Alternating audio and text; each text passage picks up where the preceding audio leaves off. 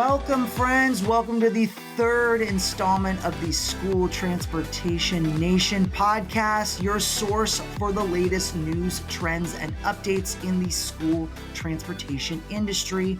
I am Tony Corpin, publisher and president of STN, School Transportation News, and I am your host, along with Mr. Ryan Gray, editor-in-chief, chief content officer, the man who's all-knowing in the industry. Ryan, welcome to the podcast. Hello, everyone. How are you doing? I love that intro. Keep it up. Excellent. I'm glad you like that.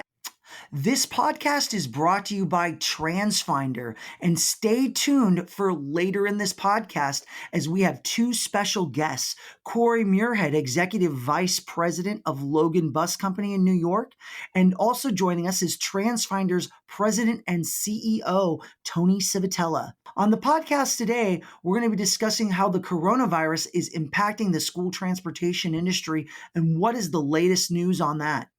So I want to ask my co-host a question. Ryan, what do you think is going on with coronavirus? Is it ever going away? Are we ever going back to school? Well, that is the hope.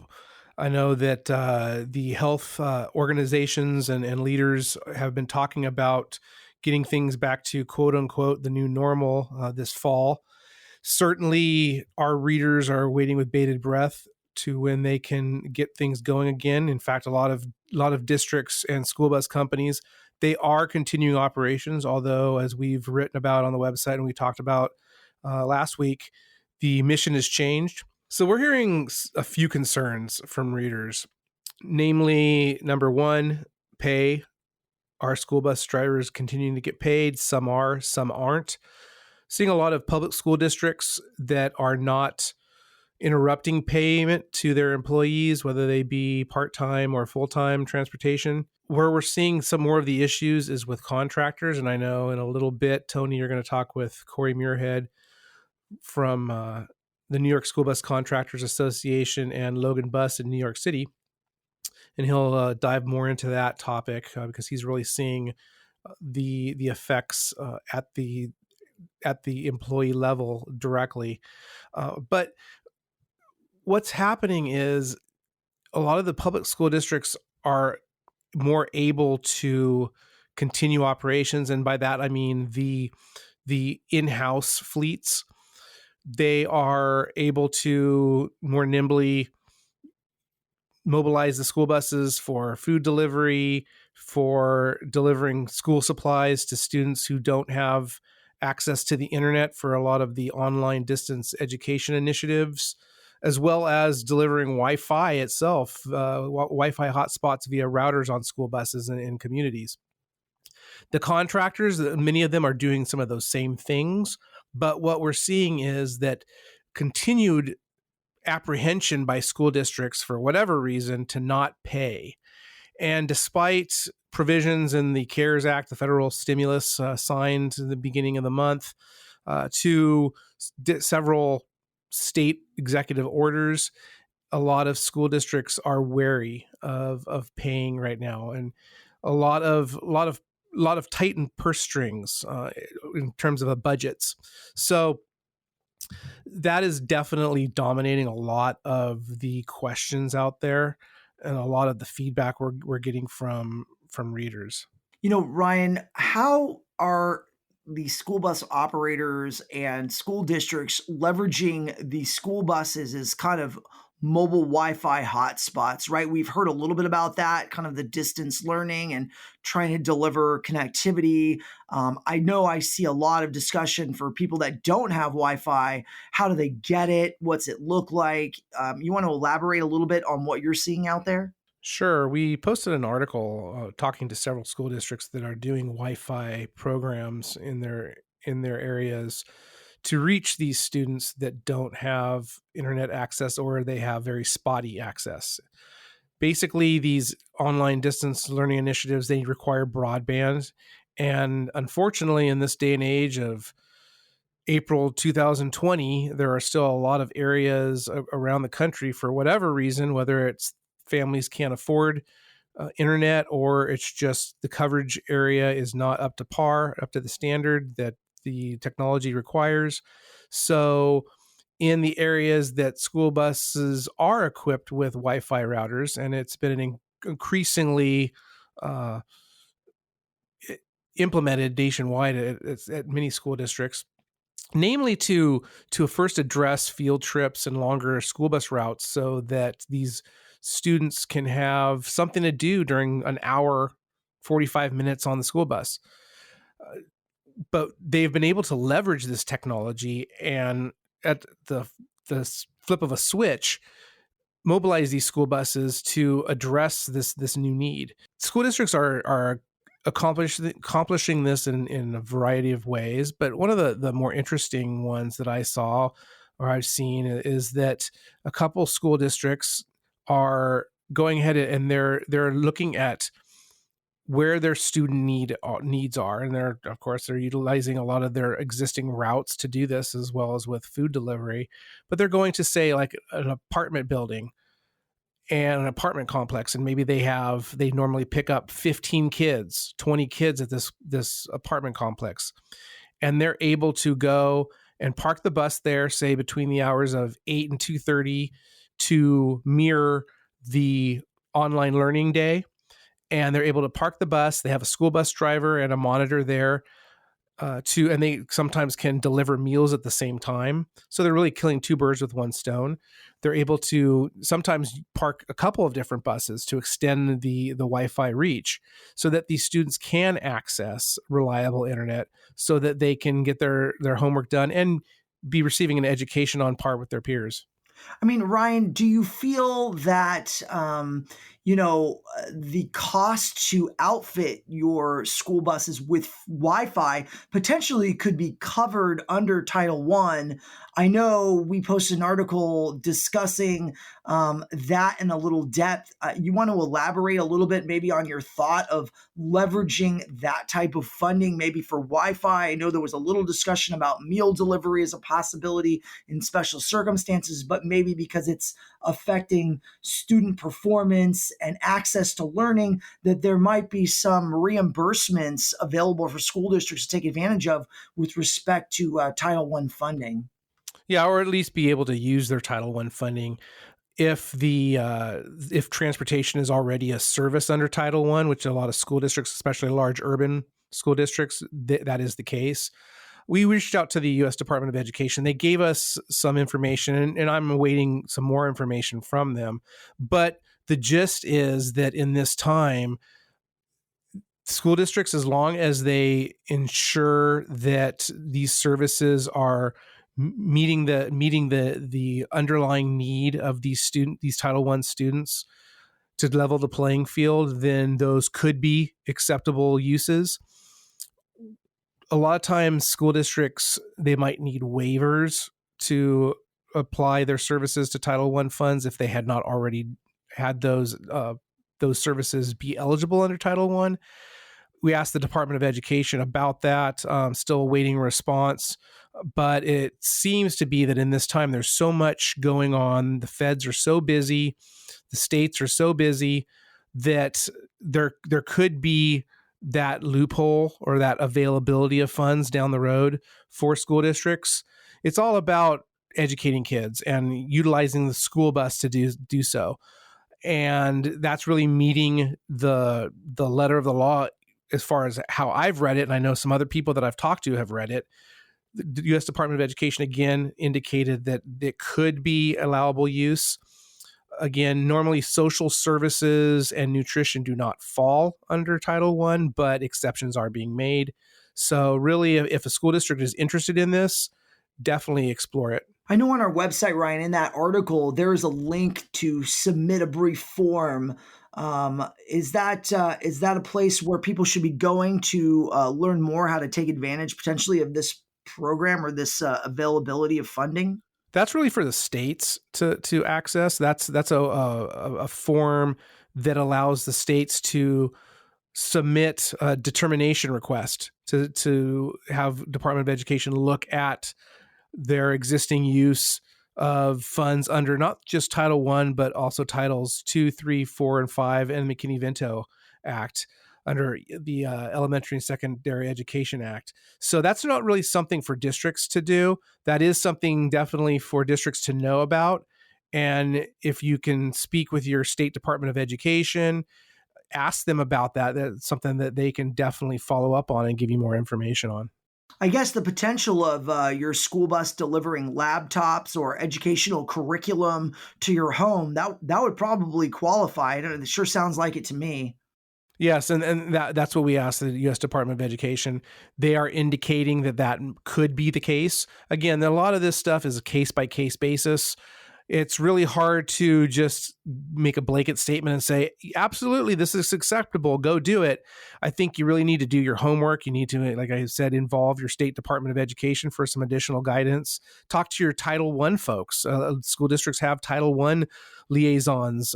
Talk to them, see what's acceptable, what's not. Thanks, Ryan. That was outstanding information. I really think it's very important for all our districts to take advantage of these opportunities. So, next on the podcast, I'm going to be bringing on Corey Muirhead from Logan Bus to discuss what is going on out there in New York. Coming on up real soon, friends.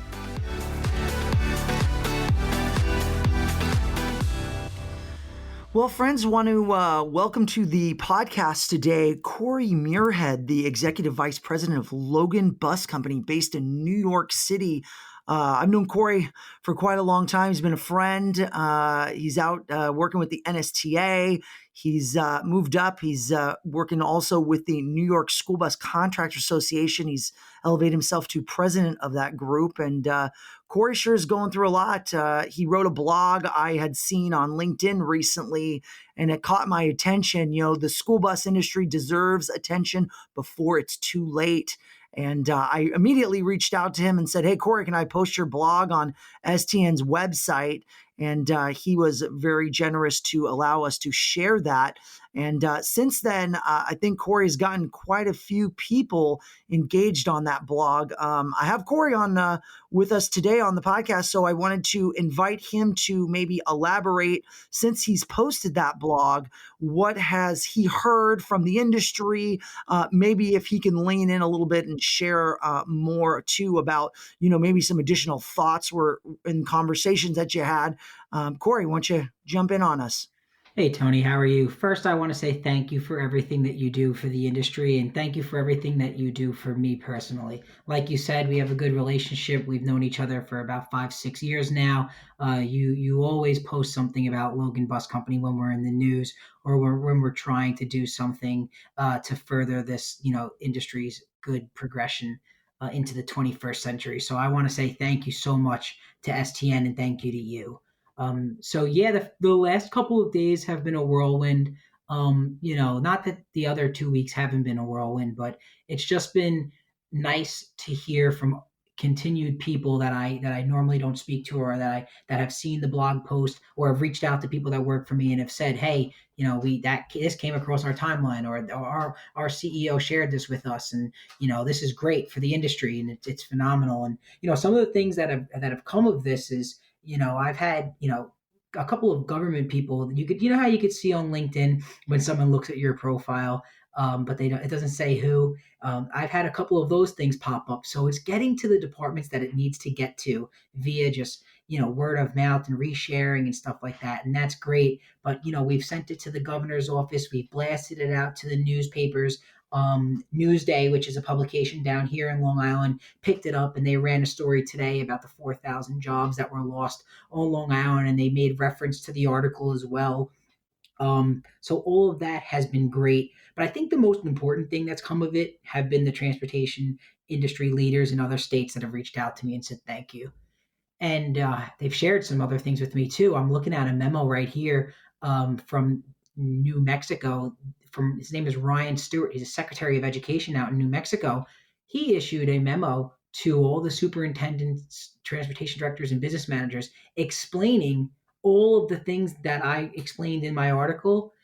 He's saying that there are continued services that are going on that we still need to pay our school districts. Our school districts need to pay our school bus contractors. And I think that's great. So, somebody sent this to me from First Student, who works outside of the country, outside of the state, excuse me.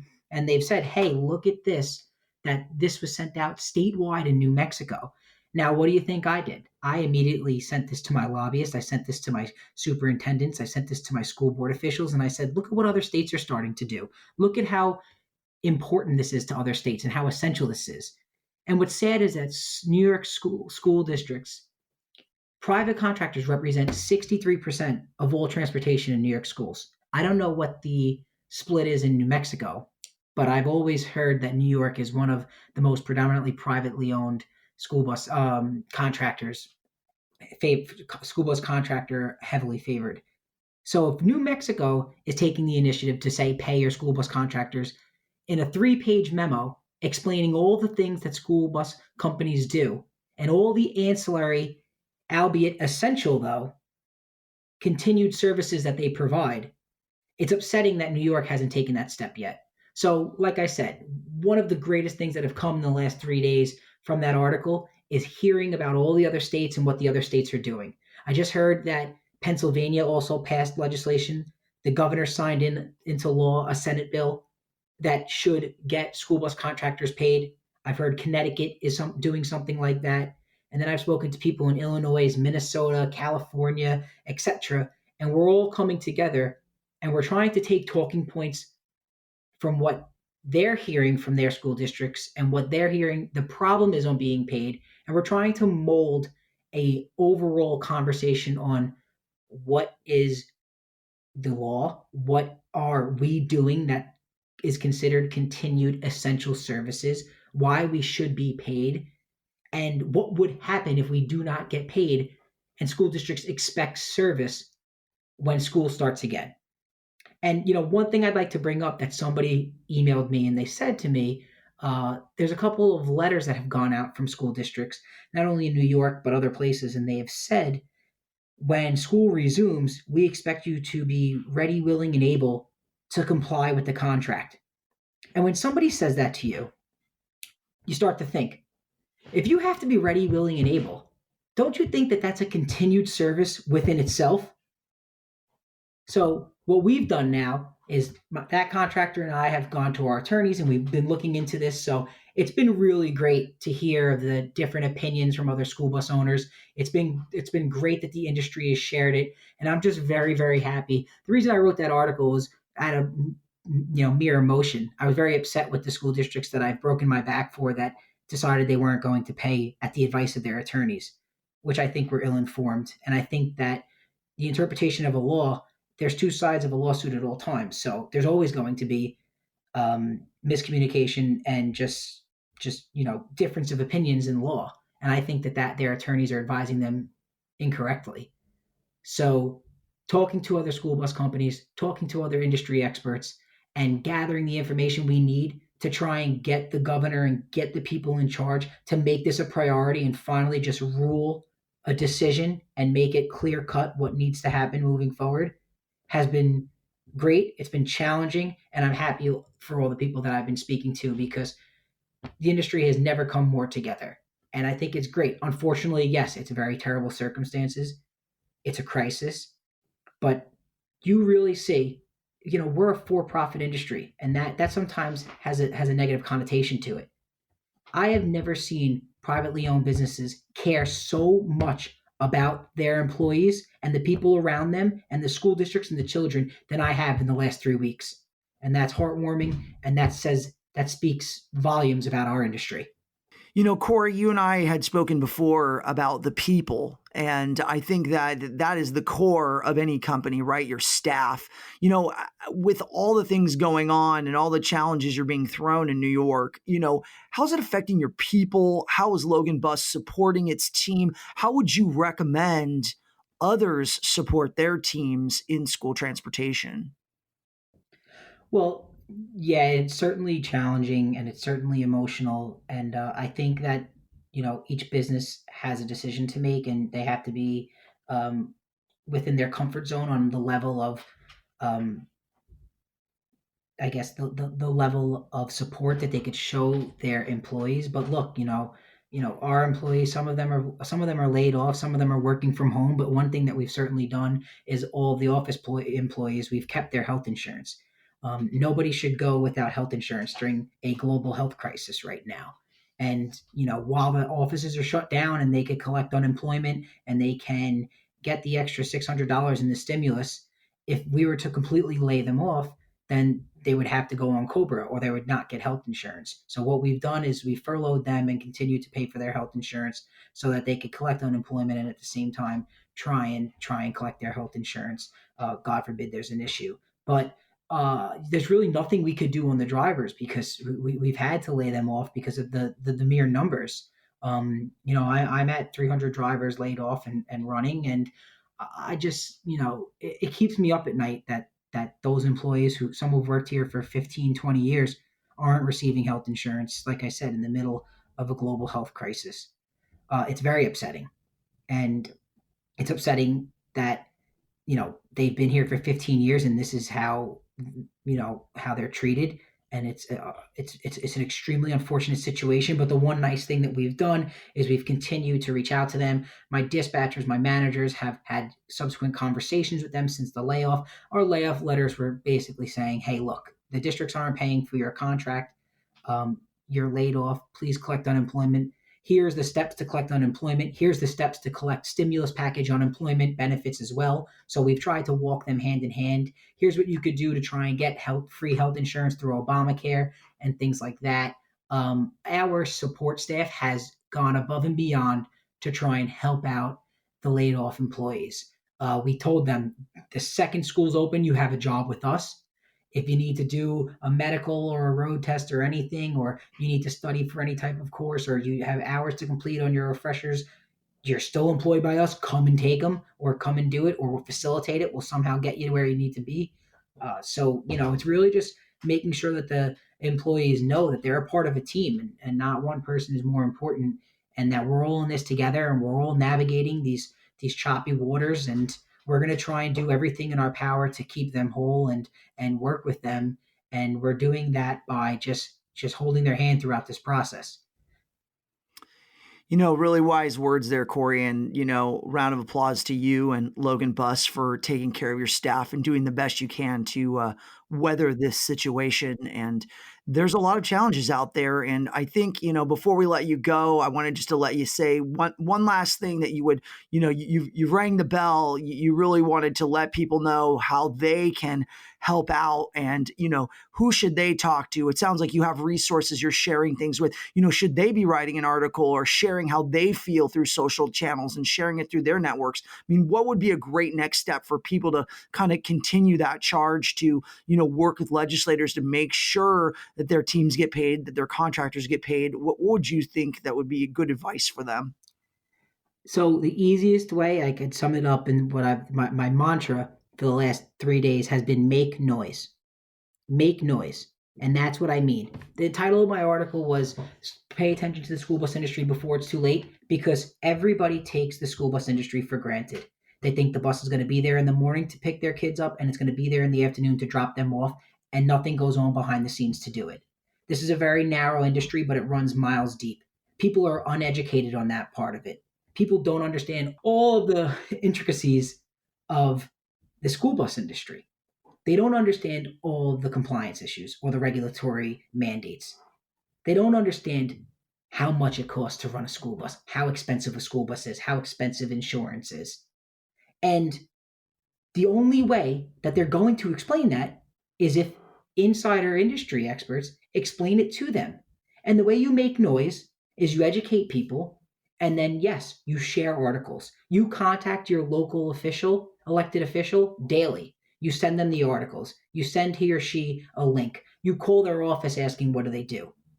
You call the governor's office. You call the congressman's office. We have to make noise for our industry. We have to educate the layman's people to understand all of the things going on behind the scenes to get their kids to school safely and sound every day. Because there is not a doubt in my mind that the layman's person takes it for granted.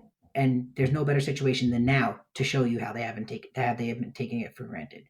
So NSTA has done an unbelievable job of arming people with tools to reach out to their school districts and putting letters to the governors and putting letters to Congress. But now it's time for the public. It's time for the mass public to get involved, start sharing these articles, start questioning the school district's decisions. And that's not that's not adversarial. They're within their right. They're a taxpayer to question the school district's decisions. They have every right to do so. They have every right to make noise. They have every right to ask questions on what's going to happen. How is my kid going to get to school next year? How is my kid going to get to school in June if you don't pay for April and May worth of contract services? So we all must make noise.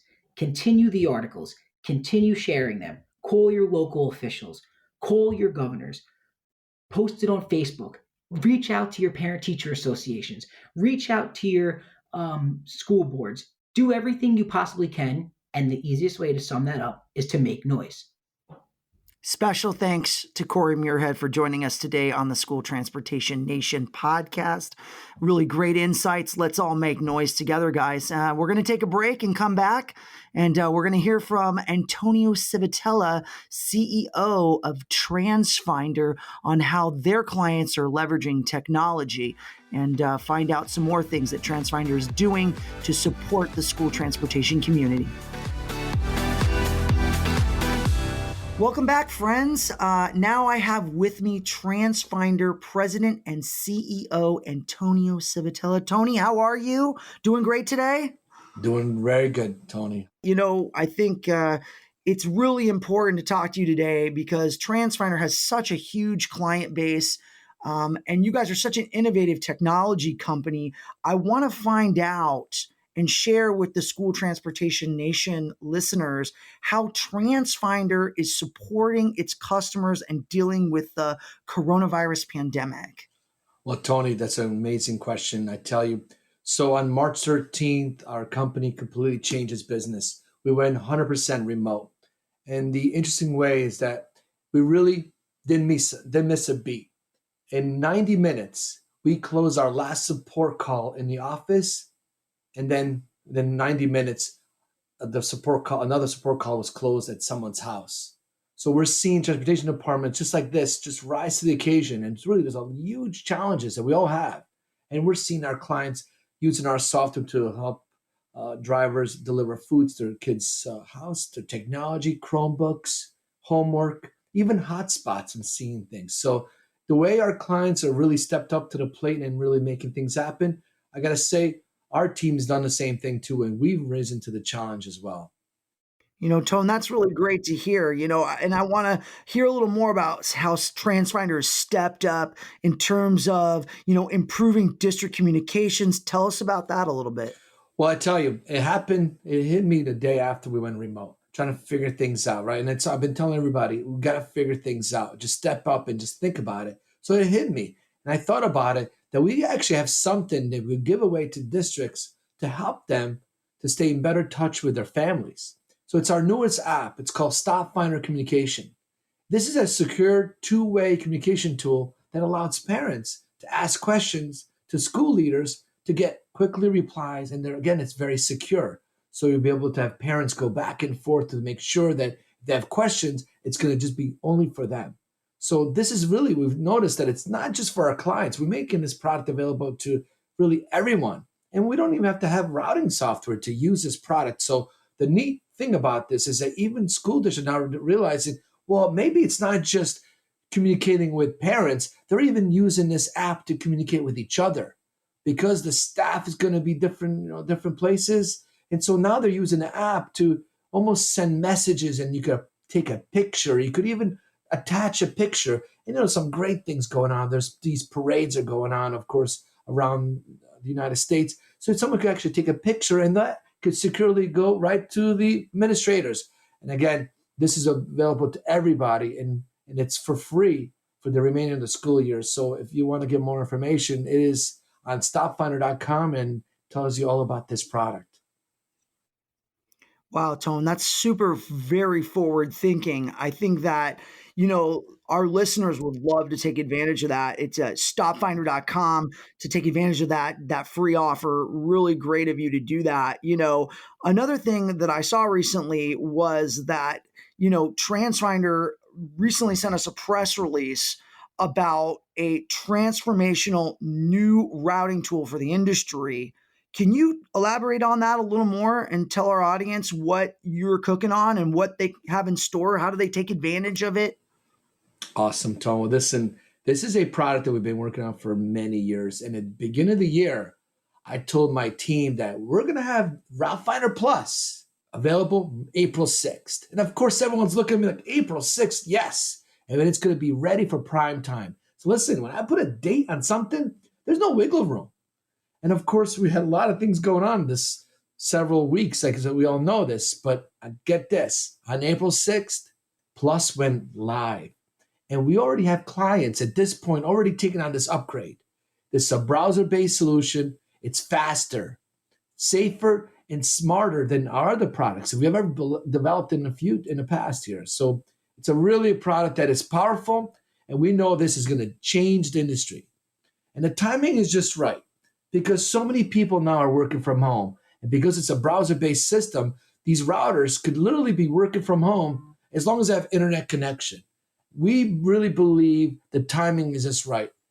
This is a game changer for sure. And we think the industry has really been waiting for this type of product, a powerful routing software product. And it's the right timing because everyone's using their home. They just have to need internet. And now you just use our product. So it's exciting time. Of course, like I mentioned, April 6th, it's significant to us as a big day for us. This was a monumental week. The past 4 weeks have really been just challenging, and really, we think we have a game changer for the industry. Tony, if I'm a TransFinder customer already, or maybe I'm not a TransFinder customer and I want to find out more about how I get a sneak peek at what this is, what's that next step? What do people need to do? Well, there's multiple things. So the reason why this took such a long time to develop this new product is that we want to make sure that this product fits our clients' needs. So I've been talking about this for a couple of years at this point, and all our clients are calling. It's like, when is things going to be ready? Is it coming out? We've been hearing about it. You've been, really, sneak peeks. You've been, even at trade shows, we've been talking about it, but man, you have not put a date. And I finally put April 6th. What took so long? Because I promised all of our clients, we are not going to release a product that is either at the same level you have right now or less. It has to be better than you have right now. So our focus was, of course, we want new clients. Absolutely. We want new clients that have not been with us in the past. But we want our existing clients, we want them to feel like, wow, after all these years I've asked for features, functionality, you took your time and you did it. So we know, and right now it's already an indicator that so many of our clients want it and they're already taking it. At this point, it's our first week. They're already coming on board. It's like, wow, I can't believe it. I waited so many years. Now we want it. So now we're learning for all the great things that they're saying that what they like about it. We're already talking to many prospects that we're on the fence, like, you guys are a good company. I'm not sure if I'm ready to make the switch. Is it really that much better? And again, this is really when we're talking about a competitive product or someone that doesn't have anything. They really have to see a huge value. You're going to spend a lot of money. Why would I do this? So this is a game changer. We're showing this product on so many school districts. Again, a lot of our clients have seen this already. They're excited. They're already coming on board at this point. And that was important. Let's make sure we meet our clients' needs first. Because if we meet our clients' needs, then we know we can be able to meet the prospects' needs. So I think we hit both. And we're seeing very positive results. And of course, for any company to say these type of things, given the nature of the world at this point. We're pinching ourselves. Can I be honest with you? We're actually pinching ourselves. Like, can this be real? I mean, the timing of this product, is this real? What's going on? So we really have worked very hard for several years. It happened to be that April 6th was the middle of this pandemic. And, maybe it's because it's Easter's coming. We got some higher power looking after us, but we're extremely excited, and we're going to keep pushing, of course. Special thank you to Antonio Civitella, my friend Tony, for joining us on the podcast today and sharing about what is going on with TransFinder Corporation. Definitely all the best to you guys, and best of luck on making lots of noise with the new Route Finder Plus. Thank you, Tony. Thank you for giving us the time.